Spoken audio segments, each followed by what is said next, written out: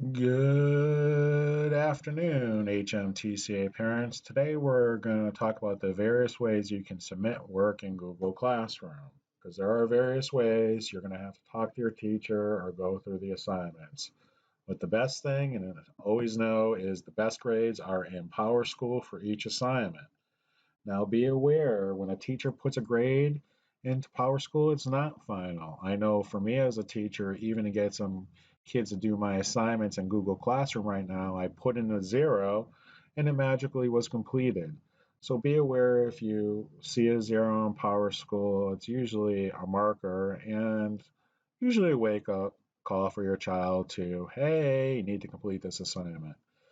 All right, so PowerSchool is not written in stone until the end of the quarter, so grades can be changed.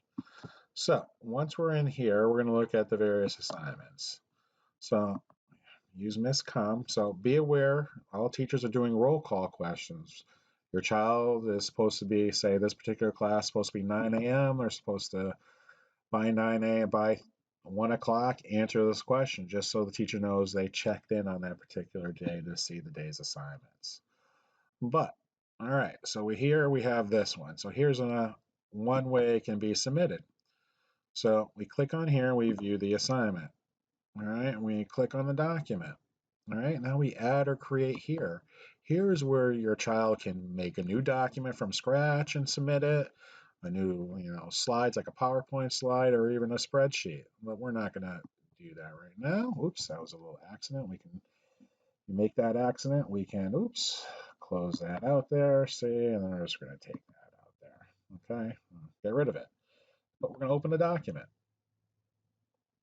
All right, so what we can do is you can request edit access, right? You can only view this document to make changes. Ask some owner to access it. So we don't have to do that though. We don't have to wait for the teacher. We can make a copy. It's going to go to my drive there. I always take out the copy part, and I always tell students to put their last name at the end of it so I know who it's from. And I click OK. So there I go. Now I can go through the directions and answer everything. It's automatically saved.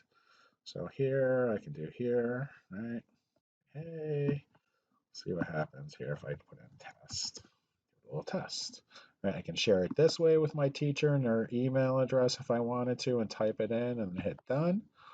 Or the better way to do it would be to go back to the assignment. Right, I go here, I go to my drive. Woohoo! My fingerprint assignment right there, and I can just share it and add it. Right,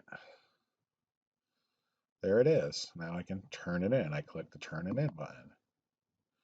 Let's see if it's the right one. It should say, hopefully, it says test. Oh, there it goes. It says test on there at the bottom. Right, so I did turn in the assignment. So depending on what the teacher wants, this one was a Google Doc. They can either create from scratch or just make a copy like I did and add it from their drive. Or they can even upload a file. Say the teacher wanted a picture or something. You can select from the computer, upload it, go to my pictures, let's say here, and I can upload my gerbil here. Okay. So I can upload things from my computer too. I'll upload it. Bing. There you go. You'll see my gerbil will appear. And then I hit turn it in. But be clear what students are doing are just reading the instructions and then hitting turn it in without doing any of the assignments. So they can turn it all in from right here in Google Classroom. Other things, though, you have to be aware of are Google Forms. So we're going to go to this class here. And here we go. Here's a quiz. You get a form like this. And in this form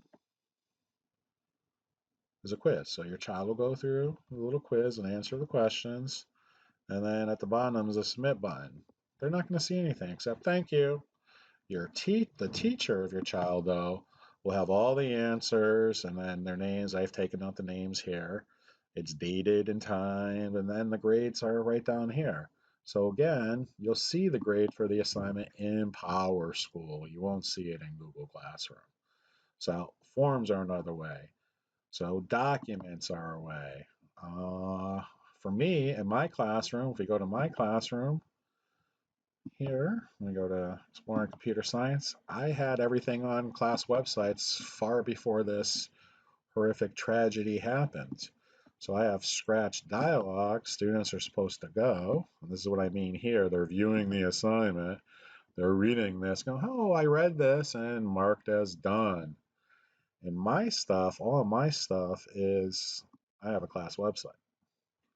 And this, they're supposed to go to Unit 4 and dialogue. And they're supposed to read through everything. They watch a video, and then they do everything here, and they have a Scratch account, which I can automatically go in and just grade. So again, their grades are just going to be in Power School. So it all depends on the teacher. I also have a national curriculum that has a whole separate website that does everything for the students. But here in Google Classroom is basically the way. So they can submit this way. They can add and create their work either from their Google Drive and just share it with their teacher there and hit submit. They can create new documents. They can do a test, or they can just upload there from their computer straight up, something, a different type of file. So those are all the various ways a student can submit work in Google Classroom.